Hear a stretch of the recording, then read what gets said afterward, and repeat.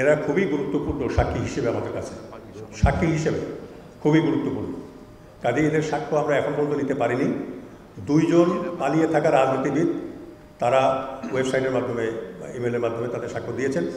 বাকিগুলো আমরা এম্বাসিতে যদি যেতে পারি তাহলে আমরা সেই যেখানে তারা আছেন সেই এম্বাসির কর্মকর্তাদেরকে অনুরোধ জানাবো, তাদেরকে হয় লিখিত বক্তব্য তাদের আমাদের কাছে উপস্থাপন করুক, কিংবা তাদেরকে অনলাইন করলে আমরা তাদের সঙ্গে কথা বলব।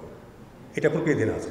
আচ্ছা, প্রথমে আমি বলি যে 2 জন পালিয়ে থাকা যে রাজনীতিবিদ, একজন হলেন মির্জা আজম আর একজন হলো নান। এই 2 জন তাদের লিখিত বক্তব্য আমাদেরকে দিয়েছেন, সেটা আমরা পর্যালোচনা করেছি। আমরা সব কিছুই তদন্ত করছি। এটা ফাইনাল রিপোর্টে আপনারা সবই দেখতে পাবেন।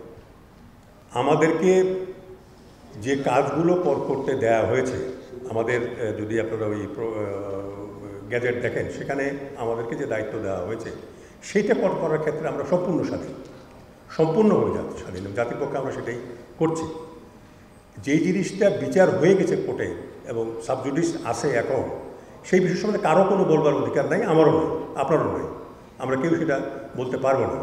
কারণটা হলো এটা বিচারাধীন এবং অনেকেরই বিচার হয়ে গেছে, অনেকেই শাস্তি পেয়ে নির্দোষ প্রমাণিত হয়ে চলে গেছেন। কাজে এই বিষয়গুলোকে যদি আমরা কথা বলতে যাই, বিতর্ক সৃষ্টি হবে। এবং যে বিষয়টা আমাদের পারভিউর মধ্যে নাই, আমাদের আওতার মধ্যে নাই, সেই বিষয়ে আমরা কথা বলতে চাই না। তারা উচ্চ আদালতে আপিল করতে পারে, আদালত দেবে। এটা আদালতের বিষয়, এটা আমাদের বিষয় না। আমরা বিচার করছি না, আমরা তদন্ত করছি। আর তাছাড়া জেল থেকে যে তথ্য আমরা পেয়েছি, আমি এর আগেও বলেছি, সেগুলো আমরা বিশ্লেষণ করে দেখছি। সেটা দেখার উদ্দেশ্য তার বিচার সঠিক হয়েছে কিনা সেটা নয়, সেটা নির্ধারণ করা নয়। আমরা দেখছি যে এখানে কোনো দেশি বিদেশি কোনো ষড়যন্ত্র এবং কেন এই বিদ্রোহটা হয়েছিল, এই বিষয়গুলো জানার জন্য আমরা তাদের বক্তব্য দিচ্ছি। বান্ডেল থাকলে প্রতি সেনমানিতে টাকা বাঁচবে। বিকাশ সেনমানি বান্ডেল কিনে জিতুন প্রতি লেনদেনে। আমরা যারা ওই সময় ডিজিএফআই, এনএচআই, ওই অর্গানাইজেশনগুলোকে হেড করেছেন, তাদের কর্মকর্তা, তাদের শুধু হেড নয়, তাদের প্রধানরা নয়, তাদের কর্মকর্তাদেরও আমরা বিশদভাবে তাদের বক্তব্য আমরা গ্রহণ করেছি, বক্তব্য বিশ্লেষণ করেছি, সব ওই সময় যারা ছিলেন। কেননা তদন্ত ফেইলিয়ার, ওই সময় যে ইন্টেলিজেন্স ফেইলিয়ার যেটা, সেটা খুবই গুরুত্বপূর্ণ বিষয় হিসেবে আমরা কিন্তু নিয়েছি। আর আরেকটা বিষয় যেটা আপনি বললেন যে ভিন্ন খাতে প্রবাহিত করা, আমাদের আগে 2টা তদন্ত কমিটি, একটা তদন্ত আদালত হয়েছিল জেনারেল জাহাঙ্গীর, বর্তমানে যিনি স্বরাষ্ট্র উপদেষ্টা, মাননীয় স্বরাষ্ট্র উপদেষ্টা, তার নেতৃত্বে। আরেকটা হয়েছিল আনিসুজ্জামান সাহেব, এডিশনাল সেক্রেটারি, তার নেতৃত্বে একটা তদন্ত কমিটি, জাতীয় তদন্ত কমিটি হয়েছিল। এই দুটারই আমরা কালেক্ট করেছি প্রতিবেদন এবং আমরা খুব গভীরভাবে এগুলো বিশ্লেষণ করেছি। সেখানে আমরা দেখতে পেয়েছি যে তদন্তকে ভিন্ন খাতে প্রবাহিত করবার জন্য জঙ্গিবাদকে আনার চেষ্টা করা হয়েছে, 1। 2 নম্বর হলো যে মাদ্রাসার ছাত্রদেরকে ব্যাপকভাবে বিডিআরে নেওয়া হয়েছে 35%-এর মতো, এরকমও কথা বলা হয়েছে, কিন্তু পরে সেগুলো দেখা গেছে 12%-এর বেশি নয়। এই ধরনের বিষয়গুলোকে সেখানে নিয়ে এসে এই তদন্তকে ভিন্ন খাতে প্রবাহিত করবার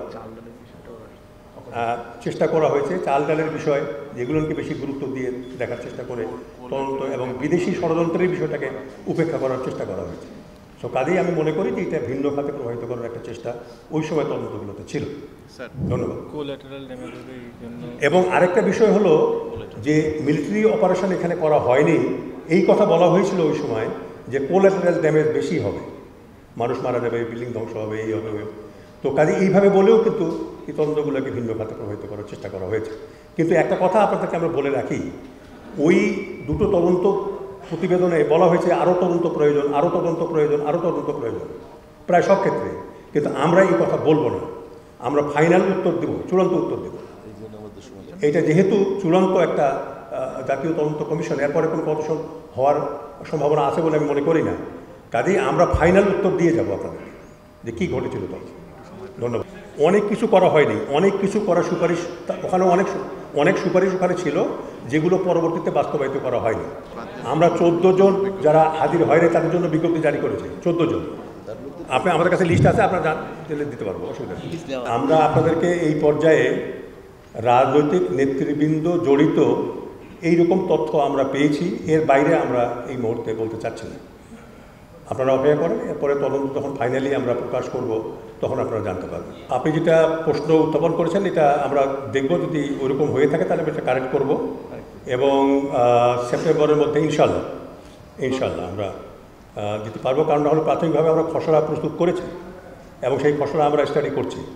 এখন এটাকে ফাইন টিউনিং করার জন্য এবং যেসব সাক্ষ্য গ্রহণ করেছি, একটা জিনিস আপনাদেরকে আমি বলি, একজনের সাক্ষ্য প্রায় 3-4 ঘন্টা ধরে আমরা কিন্তু গ্রহণ করেছি। এই জন্য দিনে 2 জনের বেশি আমরা সাক্ষ্য গ্রহণ করতে পারিনি। এইটা যখন ট্রান্সক্রিপশন যখন আমরা করলাম, প্রায় 25, 30, 35 পেজ হয়ে যাচ্ছে এবং সেগুলোকে 3-4 পেজে নেমে নিয়ে আসা খুবই দুরূহ কাজ।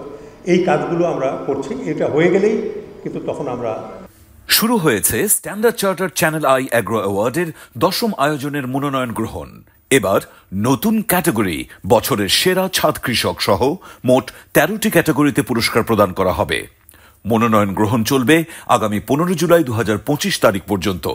বিস্তারিত জানতে ভিজিট করুন www.agroaward.com এবং ফোন করুন 018737000556 এই নম্বরে।